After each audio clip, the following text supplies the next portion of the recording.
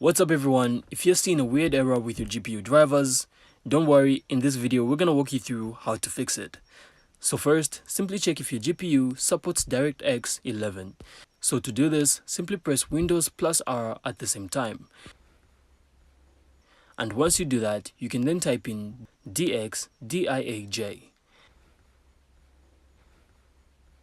Now, under the Display tab, simply look at the feature levels. If 11 isn't listed, your card might be too old to run the game. And if your GPU supports it, simply update your graphics driver from NVIDIA, AMD or Intel's site. Then choose a clean install if possible. Also make sure DirectX itself is up to date. So to do this, simply grab the latest DirectX runtime from Microsoft. And finally, simply restart your PC, launch the game, and that error should be gone. So most of the time, updating drivers and DirectX usually fixes things instantly. And that's really it. So I really hope you found this video insightful, and if you did, make sure to leave a like and of course subscribe. Then we'll see you on the next one.